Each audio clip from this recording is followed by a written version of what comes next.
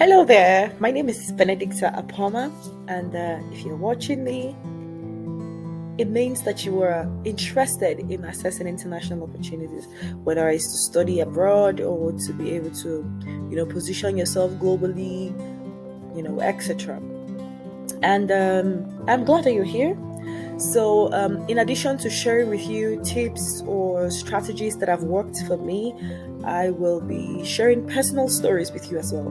So, through this presentation, there's a couple of my pictures, you know, in the presentation, and I will be sharing background stories behind this picture so you can also learn. So, for starters, this picture of me here, this is me at the Ban Ki-moon Center for Global Citizens in Guyana because I am a Ban Ki-moon scholar. So come with me on this ride as I share more with you. Okay, so this course will guide you on how to position yourself to access international opportunities by starting from where you are. So irrespective of where you are, these strategies and principles that I'm going to share with you will work. Now, mind you, I am not just sharing with you things that I read off from a book. I'm going to be sharing principles and strategies that I've personally tried and they've worked for me. So I need you to be open to learning and be willing to work. This is not the kind of course where you're being spoon-fed. As I'm sharing these principles with you, right in the middle of the course, you may need to pause to Google something, or you may need to pause to write down ideas that are already coming to your mind. Because for these things to work for you, you need to actually work them out and be consistent. So back to the picture. That's a picture of me in Brussels in 2017, October to be precise. This was my first ever international trip. And hopefully I'll share more about this picture with you. So I'm going to be sharing with you about the opportunities that are available to you in the United Nations SDGs. So if you do not know what the SDGs are, you're going to find out.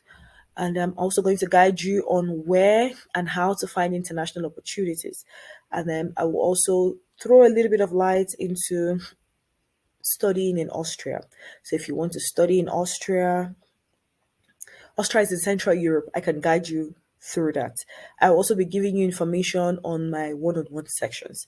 So the wonderful thing about this course is you do not just get to watch me, and just listen. A part of the course will involve having a one-on-one conversation with you. Yes, I'm sure you like that. I would love that too because I want to be able to meet you and be able to contribute my quota to you achieving your big dreams. So, see you. Here we go. So, what are the SDGs? The SDGs stand for Sustainable Development Goals. What are they? They are a set of goals, just 17 in number, that were set up by the United Nations. Why were they set up? They were set up to achieve peace, prosperity, to end poverty, and to protect the earth by 2030. So the UN SDGs, as they're called in short, they're a build up to the MDGs. MDGs are the Millennium Development Goals. So these goals were set up by the UN in 2000 and they ran till 2015. They were 8 in number. So by 2015, a new set of goals, which were more elaborate, were created, and that's the UN SDGs. And the UN SDGs are to run from 2015 up until 2030. So, even though we are in the decade of action, you still have time to be able to achieve all you want or be able to draw opportunities from the UN SDGs. How do they work? And how can you actually create or assess opportunities that are available to you in the UN SDGs? I'm going to share with you. So there are 17 of them, like I said. How do they work? Individuals or organizations can actually pick one, two, or three, whichever number of SDGs within the entire SDGs to work on them. Let me give you an example. I pride myself, I also run a nonprofit organization and we work on SDGs 3, 4, and 5. What is SDG 3? SDG 3 is actually to ensure good health and well-being for the public. Okay? And 4 is quality education. So 3 is good health, 4 is quality education, and 5 is gender equality. So if you do any activity or you advocate for any cause or you do any work that will in any way contribute to the good health of people, then you are working towards the advancement of SDG 3. If you do anything that builds up or can help improve quality of education, then you're working towards SDG 4. If you do anything that can help to end poverty, then you're working towards SDG 1. Or if you do anything that can help advance, reduce hunger, then you're working towards SDG 2. So what I need you to do is to Google the UN SDGs and look at the 17 of them. Maybe you're already doing something. So look at them. Not only are these goals just written out there, they have indicators or targets under them. By indicator, I mean things that will show that, okay, so how do you know that we have achieved this goal? Well, maybe let's take health, the SDG 3 health, for instance. How do I know that I've achieved SDG 3? That's if the UN is asking now, because they set up the goal. How do we know that we have achieved good health? Well, maybe the first target or first indicator is that if 2,000 girls or if girls across the world have access to sexual reproductive health services, then that means we have achieved it on this part. Well, if people's mental health are more stable, or if people care more about their mental health, then it means we're achieving goal 3. Do you understand it now? Great. So, what are the opportunities that are available to the SDGs or in the SDGs? There's opportunity for you to build network. You can get study scholarships. You can get funding for projects. All in this. For instance, I told you earlier on that I'm a Ban Ki-moon scholar. So I am currently in the final year of my study at the Management Center Innsbruck in Austria, utilizing the Ban Ki-moon scholarship. Why? Because of my contributions to the United Nations SDGs in Nigeria. Do you see how that adds up now? Okay, so the previous slide, the picture you find there is a picture of me making a presentation at the One Youth Summit in Brussels, Belgium. I was making a presentation on the works that the One campaign did in Nigeria as at that time, and even in Africa. So back to the topic, I'm going to tell you about a more practical approach to the SDGs. So, what problem are you facing? Let's take, for instance, that in your community there's a problem of waste. There are lots of waste being disposed. It doesn't have to be even your community, maybe your street, your village, or just the compound, even where you live, the estate. And then you find out that maybe there's a problem of waste management. There people throw debts all over, or maybe in you live by a riverine community where they throw a lot of debts into the water. There's an SDG that talks about life underwater. So you can pick that as an SDG. Talk to a few people in your community, maybe your friends, 3 to 5 people, and say, okay, this is the problem I have identified. How can we solve it? And maybe you decide amongst yourself that you will take out the debt, encourage other people to do the same, or maybe pick a day like cleaning day or something, speak to the community head, do something like that. Maybe provide a dustbin where people throw it in instead of putting it into the water. That way, you are advancing the UN SDGs.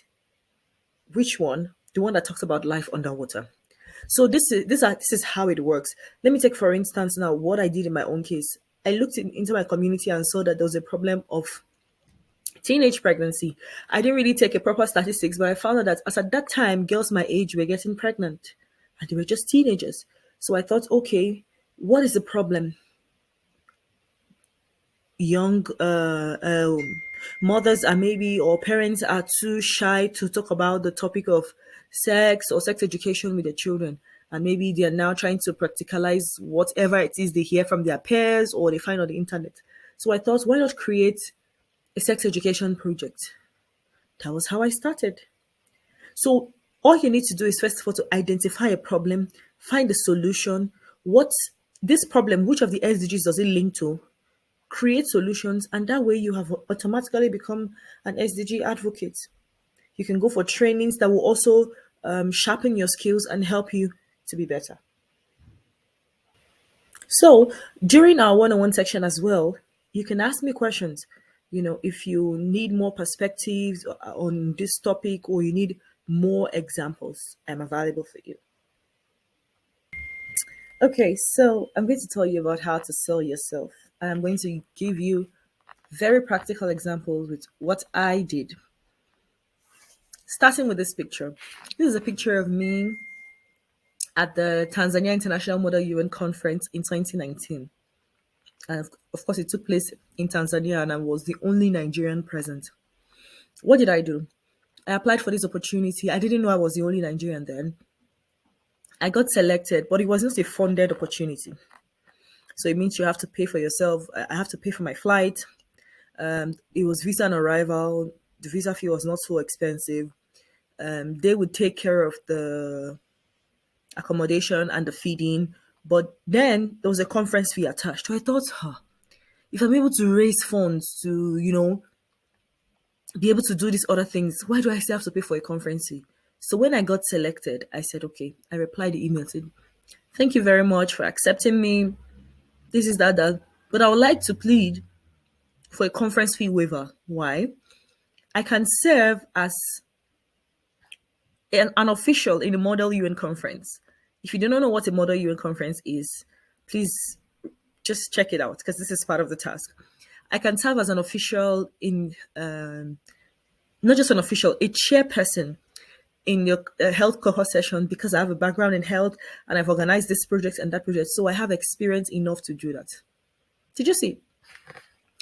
I have never attended a Model UN conference before, but I had to do this. Do you know what gave me the confidence to do it, even though I've never attended? There was going to be a training a day before the conference. So everyone, even if you're just going to be a mere delegate or an official, you get trained on what you should do and what your role is before the day. And then they also send materials. So you see, selling yourself is not just about telling people what you can or cannot do. It's about telling if it's something that you cannot do, or something that you can do but you have never done before, but then you believe in yourself well enough to do it, then you will go for knowledge. Before I even arrived there for the training, I had already started training myself online on how to carry myself in a Model UN conference. A Model UN conference is like a mimicking of what happens at the United Nations General Assembly. So if you've attended a Model UN conference, it gives you a very good idea of what happens at the United Nations General Assembly where decisions are being made. So you see, you also need to know that there is power in volunteering. Volunteering opens doors of opportunities to you. Most of the skills that I have gained, with which I was able to convince this organization to allow me the a chairperson of the caucus session in a Model UN conference. I picked up the skills from volunteering.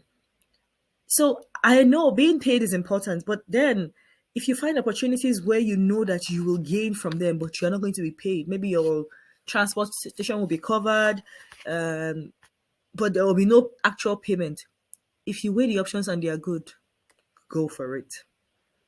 Trust me, go for it. That is how to build capacity. Now, I just give you an example with writing an email, to sell yourself. What if it was a 60 seconds elevator pitch? Maybe you meet an influential person who you've been trying to get their attention about your project or something in an elevator, and he only has 50 seconds or 30 seconds. What would you tell the person that will interest the person to want to listen to you? You need to be able to sell yourself, and above all, you need to build capacity for you to have something to sell in the first place. I will be sharing more with you on our one-on-one sessions. Okay, so I'm going to tell you where and how to find opportunities. That is a picture of me in front of the UN clinic at Kigali, Rwanda. I had gone for the African Youth Connect and I heard that there was a UN clinic nearby. And of course, being a health professional, I thought, yeah, let me just go there and network with people because networking is important. I just wanted to know if there are maybe opportunities to volunteer or work in the near future. Like, you could let me know. So, to back to where to and how to find international opportunities. When I started out, the most common platform where I found opportunities was the Opportunity Desk. But now there are so many of them. There's opportunities for young people, opportunities for youths, scholarship region. That's the one I use mostly now. And also, there are opportunities on social media. Basically, all you need is an Android phone with internet. There are opportunities on Facebook, on LinkedIn, on Twitter. Some of us just go to Twitter to see Gbasgbos. There are lots of opportunities there. There are organizations that are very social media savvy that they may even share opportunities only on their social media platforms, and there may not be other places where you'll find them. So when you go on Twitter, in addition to checking Gbasgbos, be ready to look out for opportunities that can help you. Really. Also, what is your Facebook profile like? What is your LinkedIn profile like? If I look at your Twitter, your Facebook, will I know the kind of person you are? Nobody's saying do not have fun online. This is a different course entirely on its own. But if you look at my Facebook profile, you already know the kind of person I am. You already know the kind of opportunities that you can recommend me for. Okay? So please, if you want to be able to access international opportunities, let your Facebook profiles tell people those things. Okay. I've had people, I've connected with people as well. People have connected with me that they made see my profile, they just send a message like, "Oh, how can we collaborate?" Or "I'm working on this project. Can you?" My profile alone speaks volume by itself. Some of you, the kind of pictures that are on your Facebook, I'm sorry, I'm hitting so much on this, on your Facebook post. Sometimes it may not just be you, who's posting these things, but people tag you to them, and you don't know that everyone who goes to your profile finds these things. So for you to find international opportunities, I've already shared some links for you on the slide, some names that you can find these opportunities, and then even on social media, like I said, there are pages that you can subscribe to, and then every time a new opportunity is being created or posted, you get notification. So now I'm going to tell you about how to differentiate a full scholarship from a partial scholarship. For a full scholarship, in the call for application, of course, you always find it written full scholarship most times. If it's a partial scholarship, you'll find something written like scholarship up to 10,000 or 15,000 euro or pounds or dollars. It tells you that that may not be the whole tuition fee, but then it's possible to have scholarship up to that amount. Before I go on, this is a picture of me at the International Conference Center in Kigali, Rwanda. Yeah, for I was there for the African Youth Connect 2018. So now to the basic requirements that you'll be asked for your study applications.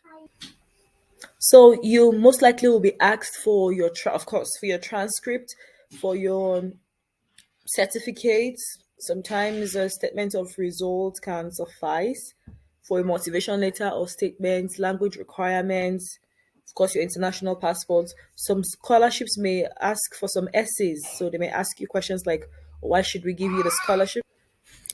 For countries, of course, you have to study in English. It's possible to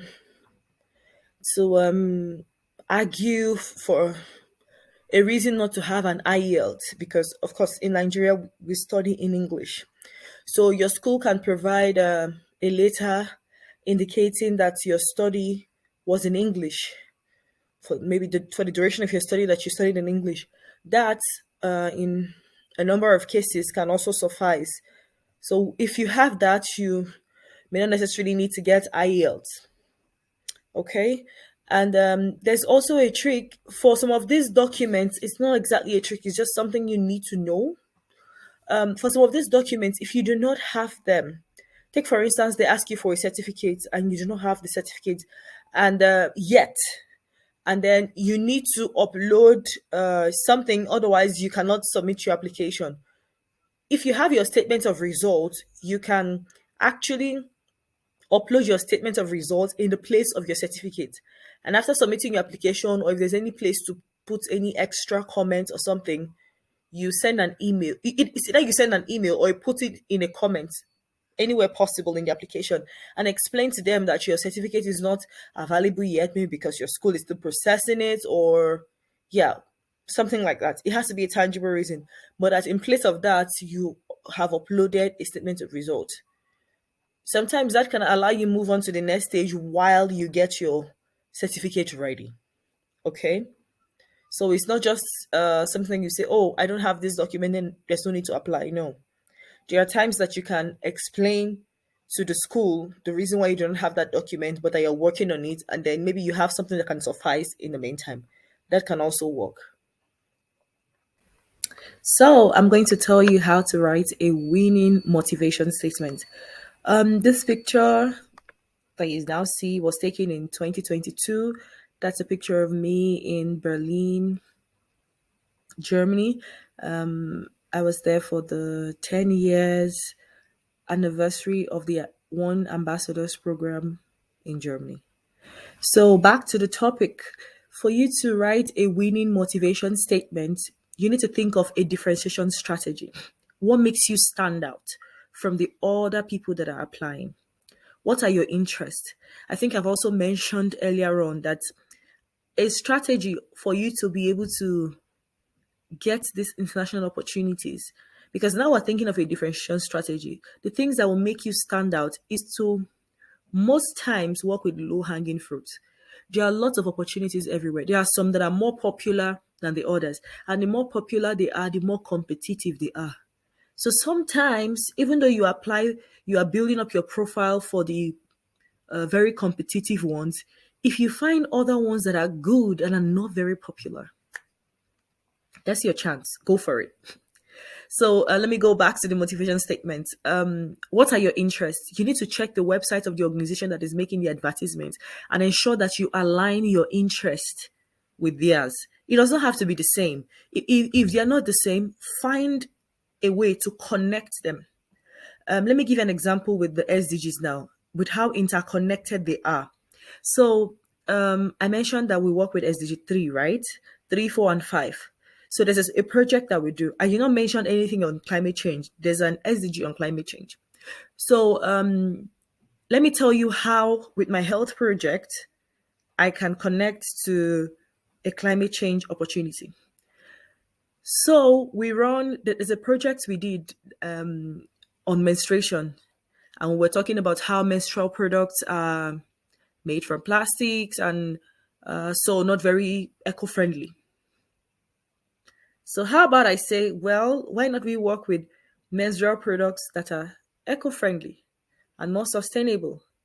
Because that way the percentage of plastic that women contribute to plastic waste by using sanitary pads made from plastic will be reduced. You see how I was able to tie my project, which is on health, to climate change.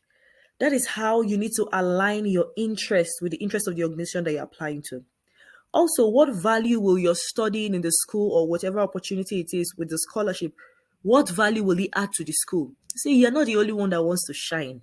The school that you're applying to wants to shine too. So you need to give them bragging rights, something with which they will be excited about, say, oh, someone of this caliber is coming to our school to study. Okay? So you need to think of it also that way. One of the questions that you're asked, not only in the motivation letter, but if or in essay question, but even during the interview, will be what perspective, what are you bringing to the table? I, for instance, I'm in a class where I have people from Germany, people from Austria, people from the Netherlands, people from somebody from Tanzania. So you see how diverse my classmates are. Someone from Romania. Then they would ask you, you are from Nigeria or whatever country you are from. What perspective? What are you bringing to the table? What is the something new that these people would not know that you know? You know that is another thing where you can shine with your Nigerian context or whatever country you're coming from. You usually say, well, my country maybe is not as developed as where you're applying to. Mm-mm. They need people with your perspective, people that know that, well, where I'm coming from, this does not work. That alone will give a very rich background to your classmates. So these are the things you need to point out, to brag about. Also, they want to know that even though they have something to brag about from you, they want to know that they are actually adding value to you. So you need to tell them, oh, I'm interested in your school because maybe only your school gives teaches this course in the way that I want. You also need to go to the course or whatever program you're applying for. Dig deep. What is the curriculum? What are they teaching? Find a way to connect it to what you're doing and what you want to do in future. That's how to stand out and how to write a winning motivation statement.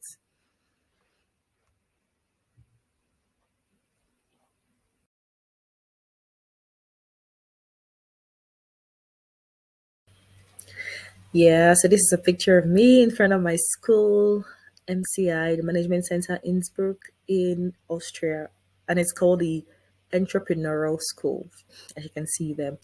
I'm just going to talk briefly about if you want to study, why you should study in Austria, or the opportunities that will be available to you if you study in Austria. I'll mention this briefly because in the second part, in the part two of this video of this course, you would learn in details about what you need to prepare to for you to be able to study in Austria. So studying in Austria means you're going to be in Central Europe and you're going to have opportunities with your study visa. You can move and visit different parts of, in fact, all the Schengen countries, including Switzerland.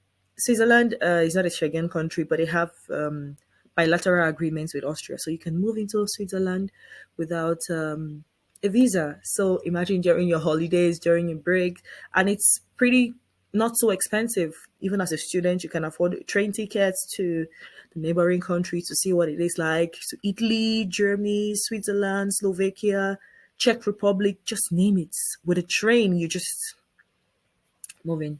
And then it gives you the opportunity to learn a new language. Don't look at me like that. Yes, opportunity to learn a new language. The more languages you can speak, the better your positioning. Even if you intend to move to another part of the world after your study, you speaking an additional language for ambitious people like us, and I'm sure you are too, because that's why you are taking this course.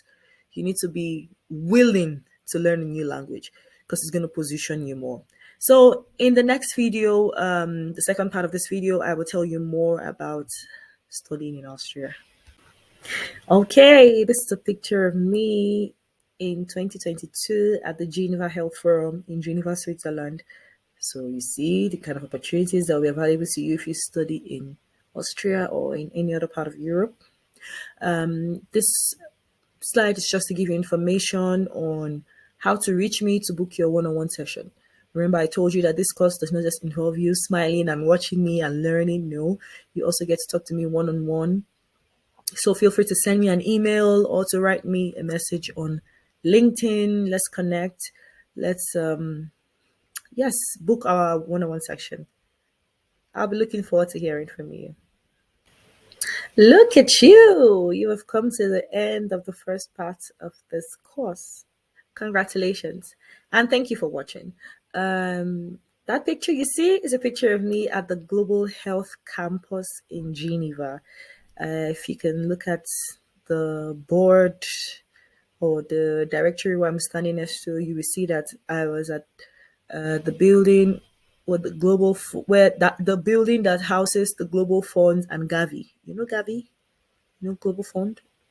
Well, if you don't know, Google them. But Gavi is the organization that is responsible for producing and distributing vaccines all over the world, including the COVID vaccine and all of that. But yeah, it's part of your task. So Google and find out who they are. If you don't know who the Global Funds are, was there for a meeting. So let's talk more and learn more in the second part of the video. See you